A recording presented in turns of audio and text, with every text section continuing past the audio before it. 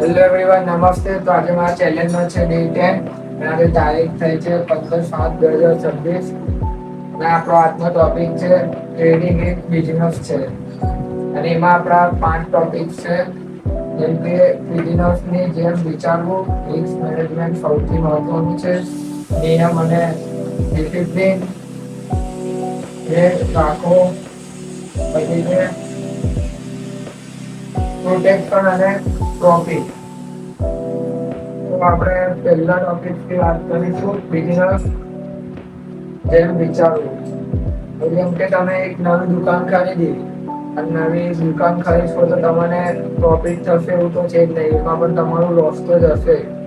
ઉદાહરણ તરીકે તમે આ દુકાન ખરીદી, આ દુકાન તમે 10,000માં ખરીદી ને એમાં તમારો અડધો માલ વેચાઈ ગયો, જેમ કે 6,000 થી 5,000 નો માલ વેચાઈ ગયો અને 4,000 થી 3,000 નો માલ રહી ગયો. તમે બીજે દિવસ દુકાન બંધ કરી દેશો એવું તો છે નહીં. તો ટ્રેડિંગ પણ એક એવી જ વસ્તુ છે કે તમે એક બે ટ્રેડ લોસ જતા રહેશો તો ટ્રેડિંગ બંધ કરી દેવાનું એવું નહીં. તો તમારું એક રૂટીન હોવું જોઈએ કે દિવસમાં 14 થી 15 ડોલરનું લોસ કરવાનું. એટલા ડોલરનું લોસ થાય તો માર્કેટ બંધ કરી દેવાનું. યુએસડીટી લોસ થાય એટલે માર્કેટ બંધ કરી દેવાનું. ને રિસ્ક મેનેજમેન્ટ એટલે આપણે જો ટોપિક પતી ગયો. રિસ્ક મેનેજમેન્ટ એટલે કે તમે કેટલાનું અકાઉન્ટ ખરીદો છો. લેવરેજ, જેમ કે તમે $10,000 અકાઉન્ટ ખરીદ્યું,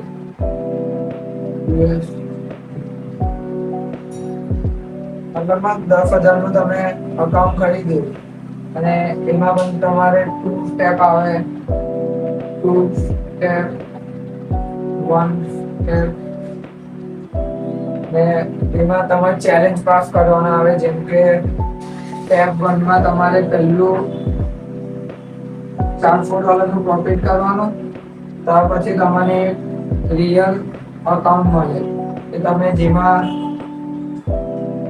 પ્રોફિટ કરો તો તમારથી વિથડ્રો પણ થાય. અને બીજો પણ સ્ટેપ આવે જેમાં તમારે $400 ની બદલે $800 નું પ્રોફિટ કરવાનું. તો તમે એની ઉપર મેં એક વિડીયો બનાવેલો છે, એની લિંક તમને ડિસ્ક્રિપ્શનમાં આપી દઈશ.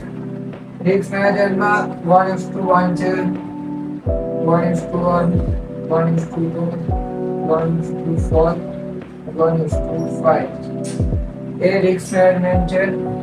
આપણે બીજા ટોપિક્સની વાત થઈ ગઈ. રિસ્ક મેનેજમેન્ટ આ બીજો ટોપિક થઈ ગયો આપણો કમ્પ્લીટ. અને ત્રીજો ટોપિક છે નિયમ અને ડિસિપ્લિન.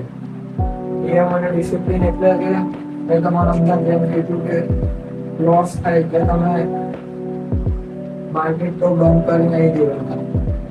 જેમ કે તમારું 8 થી $20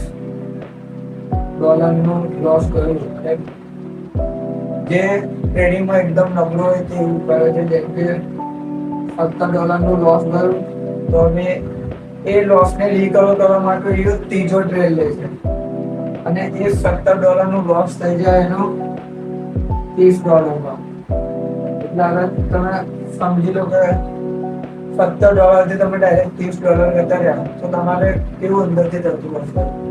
અને અમે જેમ કે રૂલ્સ બનાવી દીધા કે એક દિવસમાં મારે $15 નું પ્રોફિટ, એક દિવસમાં $7 નું લોસ, ટ્રેડિંગ જર્નલ લખવું, પછી તો ચોથું કે એન્ટ્રી કેમ લીધી મેં, એ બધું પણ અંદર લખવાનું હોય છે. અને તમે 3 ટ્રેડ થઈ જાય અને 5મો નિયમ લખી દેવાનો કે દિવસમાં ખાલી 3 ટ્રેડ થઈ જાય. ત્યાર પછી માર્કેટ બંધ કરી દેવાનું. ઓવર ટ્રેડિંગ કરશો તો તમને જેમ કીધું કે $17 નું લોસ છે તો ડબલ થઈને $30 થઈ જશે. તમે અંદરથી ડિપ્રેશનમાં જતા જશો. $30 નું લોસ છે તો તમે પાછું ને રિકવર કરવા જશો એ $30 બની જશે $300. તમે એક દિવસ એવું કહેશો કે ટ્રેડિંગ એક સટ્ટો છે. અને ખરેખર ટ્રેડિંગ એક સટ્ટો નહીં. તમે સાંભળ્યું હશે કે ઘણા લોકો કહે કે ટ્રેડિંગ એક સટ્ટો છે, સ્ટોક માર્કેટ સટ્ટો છે. પણ શીખ્યા વગર જો માર્કેટમાં આવ્યા તો એક સટ્ટો ગણાશે. જેમ કે તમે દિવસમાં 5 થી 6 ટ્રેડ લઈ લીધા, એક સટ્ટો ગણાય છે. 10 ટ્રેડ લઈ લીધા, એ પણ એક સટ્ટો ગણાય છે. તો તમારો એક નિયમ હોવો જોઈએ કે મને સેટઅપ મળશે તો ટ્રેડ લઈશ. સેટઅપ મળશે તો ટ્રેડ લઈશ, બાકી ટ્રેડ નહીં લઉં.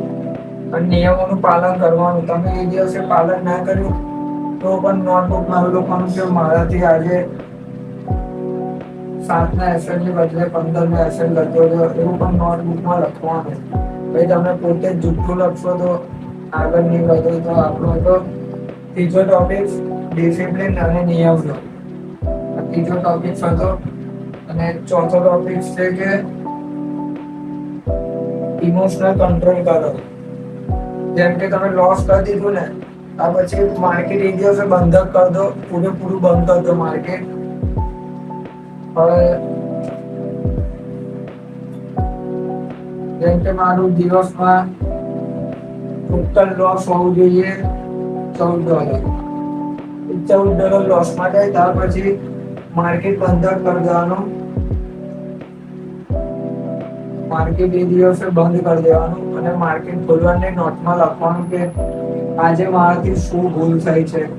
જેમ કે મેં એન્ટ્રી ખોટી લીધેલી, લિક્વિડિટી સ્લીપમાં પડી ગયો, એ તમારે અંદર લખવાનું. તમને તો પણ એવું થતું હોય કે ના આજે ટ્રેડ કર્યો છે તો એપ પણ ડિલીટ કરી દેવાનું, બીજે દિવસ પાછું લોગિન કરી દેવાની આઈડી એવી રીતના તો જતી નહીં રહેતી.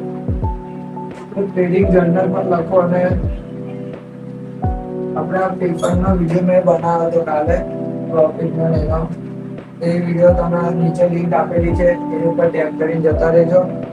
મારો આજનો ટોપિક હતો બિઝનેસની જેમ વિચારવું. રિસ્ક મેનેજમેન્ટ સૌથી મહત્વનું છે. નિયમ અને ડિસિપ્લિન રૂલ્સ ફોલો કરો. આપણો આજનો ટોપિક હતો. તો thank you watching my blog. તો આપણે મળીએ કાલના બ્લોગમાં.